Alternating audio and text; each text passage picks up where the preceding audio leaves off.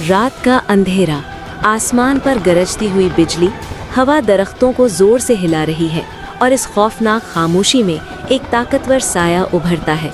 ये है जंगल का बादशाह कॉन्ग, जो अपनी ज़मीन की हिफाजत के लिए तैयार खड़ा है। लेकिन आज खतरा पहले से ज्यादा बड़ा है। जमीन कांपने लगती है, पहाड़ टूटने लगते हैं और सुर्ख आग के दरमियान से एक देव हैकल मखलूक जाहिर होती है, रेड टाइटन। उसकी आंखों में सिर्फ गुस्सा है और उसका एक ही मकसद, तबाही।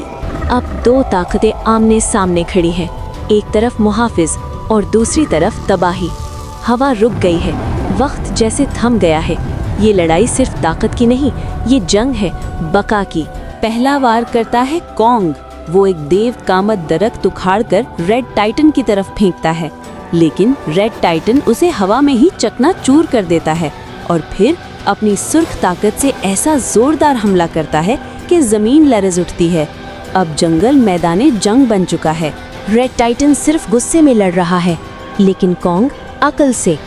वो तेजी से हरकत करता है और एक चालाकी से रेड टाइटन को पहाड़ी के नीचे ले आता है। अचानक बड़े बड़े पत्थर गिरने लगते हैं और रेड टाइटन मलबे तले दब जाता है। एक लम्हे के लिए सब कुछ खत्म लगता है, लेकिन गुस्सा कभी इतनी आसानी से खत्म नहीं होता। एक जबरदस्त धमाका, रेड टाइटन दोबारा उठता है। उसका जिस्म पहले से ज्यादा सुर्ख, ज्यादा ताकतवर। उसकी आंखों में अब सिर्फ एक चीज है, इंतकाम। वो पूरी ताकत के साथ कॉन्ग की तरफ बढ़ता है। अब फैसला होने वाला है। दोनों अपनी आखिरी ताकत के साथ एक दूसरे की तरफ दौड़ते हैं। रेड टाइटन जोरदार वार करता है, लेकिन कॉन्ग उसे चालाकी से बचा लेता है।